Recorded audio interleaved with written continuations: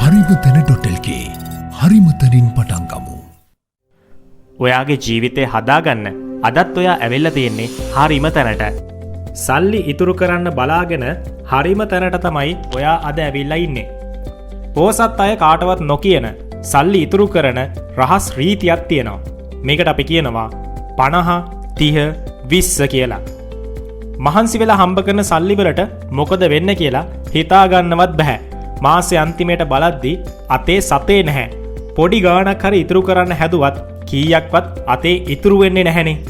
මෙන්න මේ කියන ප්‍රශ්නය ඔයාටත් තියෙනවා නම් ඔයා අද ඇවිල්ලා තියෙන්නේ හරිම තැනට. එහෙනම් අද අපි මේ කියන්න යන්නේ ලෝකේ ඉන්න ධනවත්ම මිනිස්සු Tamanගේ මුදල් පාලනය කරන්න පාවිච්චි කරන ගොඩක් අය කාටවත් නොකියන සුපිරි රහසක්. මේක නිකම්ම නිකන් ඉතුරුම් ක්‍රමයක් නෙවෙයි. මේක ඔයාගේ ජීවන රටාව වෙනස් කරන සුපිරිම මූල්‍යමය සැලැස්මක්. මොකද්ද මේ 50 30 20 රීතිය කියන්නේ? මේ සුපිරිම සංකල්පය මුලින්ම ලෝකයට හඳුන්වා දුන්නේ ඇමරිකානු සෙනෙට් සභික එලිසබෙත් වොරන් විසින්. ඇය ඇගේ All Your Worth කියන පොතෙන් පෙන්වා දුන්නේ ඕනෑම කෙනෙක් Tamanගේ බදු අඩු කළාට පස්සේ ලැබෙන ශුද්ධ ආදායම කොටස් 3කට බෙදා ගන්න ඕනි කියලා. ඒ බෙදීම සිද්ධ වෙන්නේ මෙන්න මෙහෙම. 50%ක් අත්‍යවශ්‍ය අවශ්‍යතා, 30%ක් කැමැත්තන් සහ ආශාවන්, 20%ක් ඉතුරුම් සහ ණය පියවීම. හරි, දැන් අපි බලමු මේ කොටස් තුනෙන් හරියටම වෙන්නේ මොකද්ද කියලා. 50%ක් අත්‍යවශ්‍ය දේවල් වෙනුවෙන්. ඔයාගේ මුළු ආදායමෙන් හරියටම භාගයක් වෙන්න ඕනේ ඔයාගේ ජීවත් වෙන්න අනිවාර්යෙන්ම ඕනේ කරන දේවල් වෙනුවෙන්. මේවට කියන්නේ ෆික්ස්ඩ් කොස්ට් කියලා.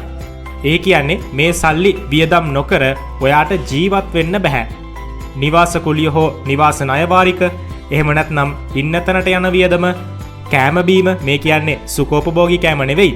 එදිනෙදා ජීවත් වෙන්න ඕනේ කරන අත්‍යවශ්‍ය සමබර ආහාර ද්‍රව්‍ය, ඊළඟට විදුලි බිල, වතුර බිල, ඉන්ධන වියදම් සහ දුරකථන ඉන්ටර්නෙට් මේ වගේ එකී මෙකී නොකී බිල්පත්, ඊළඟට අත්‍යවශ්‍ය බෙහෙත් සහ රක්ෂණ වාරික. ඔයාගේ අත්‍යවශ්‍ය වියදම් 50% පනිනවා නම් ඒ කියන්නේ ඔයාට ඔයා දරා ගන්න බැරි මට්ටමක ජීවන මට්ටමක් තියෙනවා කියන එක. එතකොට ඔයාට සිද්ධ වෙනවා පොඩි නිවසකට යන්න හෝ අනවශ්‍ය බිල්පත් කපා හරින්න. 30%ක් වෙනුවෙන් ඔයාගේ ආශාවන්. මෙන්න මේක තමයි හැමෝම කැමතිම කොටස. 50-30-20 රීතියේ තියෙන විශේෂත්වය තමයි මේකෙන් ඔයාගේ සතුට කැප කරන්නේ නැහැ.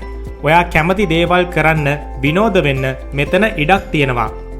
එළියෙන් කෑම ගන්න එක, යාළුවොත් එක්ක රෙස්ටුරන්ට් යන එක, කොෆි එකක් බොන එක, ෆිල්ම් එකක් බලන්න යන එක, නෙට්ෆ්ලික්ස් ගන්න එක, ට්‍රිප් යන එක, අලුත් ඇඳුම්, මේකප්, ගැජට්ස්. ගොඩක් අයට වරදින්නේ මෙන්න මෙතන. මිනිස්සු තමන්ගේ ආදායමේ 60%ක් 70%ක් විතර වියදම් කරන්නේ මේ වොන්ට්ස් වෙනුවෙන්. පොසත් වෙන්න නම් ඔයා මේ ප්‍රමාණය 30%කට සීමා කරන්න පුරුදු වෙන්නම ඕනේ. 20%ක් ඉතුරුම් සහ අනාගතයේ වෙනුවෙන්. මේක තමයි ඔයාව ධනවතෙක් කරන කොටස. ඔයා හම්බ කරන හැම රුපියල් 100කින්ම රුපියල් 20ක් ඔයාගේ අනාගතයේ වෙනුවෙන් වෙන්න ඕනේ. හදිසි අරමුදල, ජොබ් එකක් නැති වුණොත් හෝ ලොකු ලෙඩක් හැදුනොත් පාවිච්චි කරන්න. කිසිම දෙයක් නොකර මාස 5-6ක් ජීවත් වෙන්න පුළුවන් විදිහේ මුදලක් ඉතිරි කරගන්න ඕනේ. ඒ වගේම ආයෝජනය කරන්න ඕනේ. කොටස් වෙළඳපොළ, ස්ථාවර තැන්පතු හෝ රන් ආභරණ වැනි දේවල් වල ආයෝජනය කිරීම වඩා ලාභදායී වෙනවා. ඒ වගේම ක්‍රෙඩිට් කාඩ් ණය හෝ පෞද්ගලික ණය ඉක්මනින් පියවන්න මේ මුදල පාවිච්චි කරන්න පුළුවන්. ඇයි මේ ක්‍රමය මෙච්චරම සාර්ථක? ගොඩක් අය කරන්නේ මුලින්ම වියදම් කරලා ඉතිරි වෙන දේ ඉතුරු කරන්න බලන එක. හැබැයි එහෙම කවදාවත් ඉතුරු වෙන්නේ නැහැ. පොසත් අය කරන්නේ මුලින්ම Tamanට ගෙවා ගැනීම කියන දේ.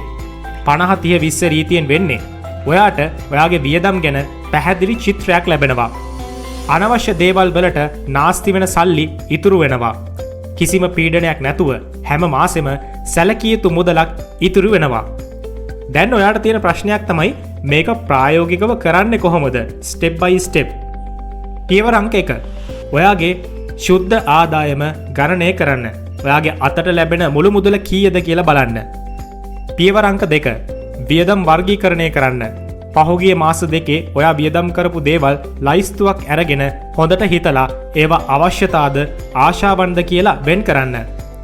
පියවර අංක 3. මුදල කළමනාකරණය කරන්න. ආශාවන් වලට 40%ක් විතර වියදම් යනවනම් ඒක 30%ට අඩු කරන්න. ඒ ඉතුරු වෙන 10% ඉතුරුම් වලට එකතු කරන්න. අවසාන වශයෙන් කියන්න තියෙන්නේ සල්ලි කියන්නේ හොයන්න අමාරු, වියදම් කරන්න හරිම ලේසි දෙයක්. හැබැයි ඔයා අද ඔයාගේ සල්ලි පාලනය කරන්නේ නැත්නම් සල්ලි ඔයාව පාලනය කරන්න පටන් ගන්නවා. ධනවත් වීම කියන්නේ වාසනාව නෙවෙයි. ඒක නිවැරදි කළමනාකරණය. අදම මේ 50 30 20 රීතිය පාවිච්චි කරන්න ගන්න. අවුරුද්දක් යද්දී ඔයාගේ බැංකු පොතේ තියෙන වෙනස දැකලා ඔයාම පොදුම් වේවි. එහෙනම් මේ වගේ වැදගත් වීඩියෝ ආයෙත් බලන්න එන්න හරිම තැනට තව දවසක්. අදට ගිහින් එන්නම්. ඔයාට සුබ දවසක්. කොරියන් එක්සෑම් එක ලියන්න බයෙන් දෙන්නේ. කොරියන් එක්සෑම් එක ලියන්න බය වුණු කාලේ දැන් ඉවරයි. topics.com කොරියන් එක්සෑම් එක විදිහටම සැකසුණු සිමියුලේට් වෙබ්සයිට් එක තමයි මේ. විභාගයට ගිහිල්ලා නුපුරුදු කම්පියුටර් වලින් වැඩ කරන්න ගිහිල්ලා බොරුවට බය වෙන්නේ නැතුව ගෙදරදම පරිගණකයක් භාවිතයෙන් කොරියන් විභාගයේ එක්ස්පීරියන්ස් එක ඔයාලට ගන්න පුළුවන්. මේකේ ඉන්ටර්ෆේස් එකේ ඉදන්ම ඔයාලා කොරියන් එක්සෑම් එක ලියන සයිට් එකේ විදිහටම තමයි හදලා තියෙන්නේ. ප්‍රශ්න පත්‍ර ලිස්නින් රීඩින් විදිහට කොරියන් එක්සෑම් එකේ විදිහටම කොටස් දෙකකින් සමන්විතයි. ඔයාට ප්‍රශ්න පත්‍රය ලියන්න කාල සීමාවක් හම්බෙනවා විභාගෙදී වගේම. ඔයාගේ ලකුණු ගණනත් ඒ වෙලාවෙම පෙන්නනවා. ලකුණු ගණනය සිද්ධ වෙන්නේ එක්සෑම් එකේ ලකුණු දෙන විදිහටමයි. මේ වෙබ්සයිට් එකෙන් ඔයාලට කොරියන් විභාගෙට ප්‍රශ්න මොන වගේද කියලා අවබෝධයක් ගන්න පුළුවන්. වැදගත්ම දේ තමයි අදාළ කාල සීමාව ඇතුළත පිළිතුරු ලිවීමට හුරු වෙන්න පුළුවන් වීම. හැබැයි ඔයාට අනිවාර්යයෙන්ම කම්පියුටර් එකක් නම් තියෙන්න ඕන. කොරියන් විභාගයේ දවසට බය නොවි කොරියන් විභාගයෙන් ඔයාට උපරිම ලකුණකට යන්න හරිම පාර. topics.com